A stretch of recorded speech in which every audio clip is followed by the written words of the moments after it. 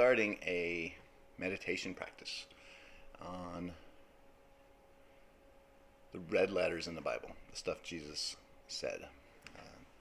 Meditation has an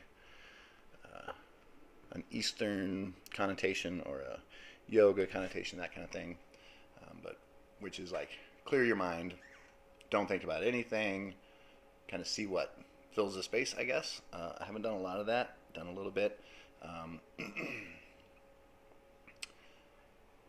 Did some Buddhist searching stuff when I was much younger. That was very much about letting go of everything, which now very much conflicts with what I want to do. I want to help, and I want to love, and I want to grow, and all those things that letting go of everything, have no attachment to anything, does not fit into that. So the Christian version of meditation, anyways, is, in my understanding, we just did a little study on it, is clear your mind of everything except a small piece of the Bible. There's different ways to study the Bible, and I think they're all needed and valid. You can do the Bible in a year. You can just sit down and read it cover to cover as fast as you can. You can get up and have coffee in the morning and hit a chapter. Whatever works for you, works for you. But I think we need probably several ways to do it. So this meditation concept, the way it's hitting me is pick a verse or two, look at them, look around them for the context of it. Context is always very critical. So I, after a Bible study group, a couple of days ago, went to start a meditation practice in the morning and thought I would open the Bible app and see what it gave me, because it usually just gives you a little verse. It gave me red letter stuff, things Jesus said. This was yesterday. And it was saying to pray for those that have wronged you, to wish them God's blessings, that kind of thing. And I got a lot from that. That was yesterday, so I woke up this morning and looked for something Jesus said and decided to find the first thing recorded that Jesus ever said. So in Luke 2, verse 49, it says, "Why did you have to look for me? Didn't you know that I would be in my Father's house?" One little line. That's just 49. Jesus answered, "Why did you have to look for me? Didn't you know that I would be in my Father's house?" Another translation says, "doing my Father's work." So, one sentence from 12-year-old Jesus. And then I spent a half an hour just getting blown away from 2 or 3 different directions on that.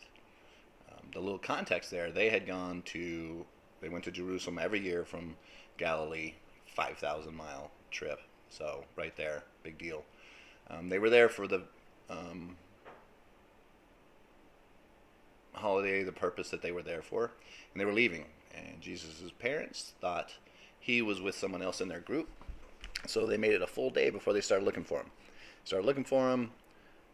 Recognized that he wasn't with the group, so they return, go back to Jerusalem. Takes them 3 days to find him. So even before Jesus said anything, we look at the context, he's been gone 5 days now. A day away, day back, 3 days of searching Jerusalem. And his parents finally go to the temple. And they find him in the temple and say, "Why have you done this to us? Your father and I have been very worried, and we've been searching for you." And he says, "Why'd you have to look for me?" So right there, a couple of things in that first little piece. Why did they have to look for him? Why did they not know where their son would be, what he was likely to be doing? Earlier in this is about the youth of Jesus. Simeon had said big things about him. A lot of big things had been said about him, right? They had been told he was the Messiah. They knew who he was, yet they didn't go look at the temple for him. So a little bit of a conviction on them. Like, if your kid runs away, do you not know where he's likely to go? Is it going to take you 3 days? Hopefully not. Oh, he probably is over at Timmy's house or whatever. For Jesus, it was, he's going to be at the temple. So they should have went there. And didn't you know that I would be in my Father's house? So he's saying it's known about him that that's where he would be. And they should have known that. So what hit me was, if I went away for a bit because I needed to be nearer to God or whatever, and people were looking for me, would they look for me doing God's work in God's house? So I like the two translations, one saying Father's house, one saying Father's work, because we all hopefully know that the church is a great building to be in. I love One City Church. I love being in that group of people, but that is not where his Father's house is, right? Or our Father's house. It's wherever you are when you're doing his work. And when you want to commune with him, you do it wherever. You're always in his house, right? But doing his Father's work. So you would hope people wouldn't go, he's out gallivanting. He's probably at a bar. He's out doing something reckless. If he is at a bar, it's because he's trying to get his friend who's having a sobriety struggle and take care of him. If he's at a pool hall, hopefully it's not to gamble. Hopefully it's to try to spread God's word. Right? Are we those kind of people? Am I that kind of person? And at times, for sure. I go to prisons and I do my CrossFit thing, but behind that always is God's thing. God has given me that gift to use that to kind of show some discipleship, some modeling of this Christian life that I'm trying to live. So when I go there, people that know me, they definitely know why I'm going.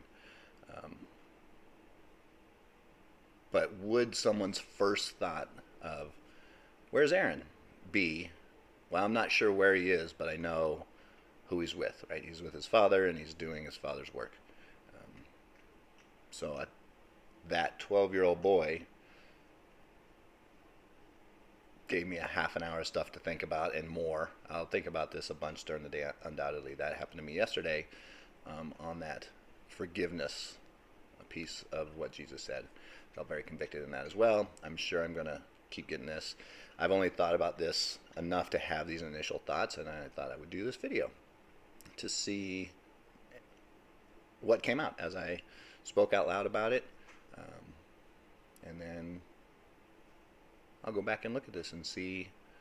Maybe I'll do a follow-up. I don't know. But I felt like I needed to talk through some of the points. I'm a processor that way. I talk.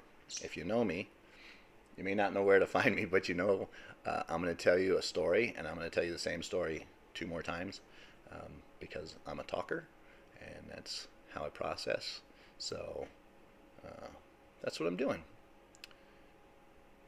I will put up that verse in the corner over there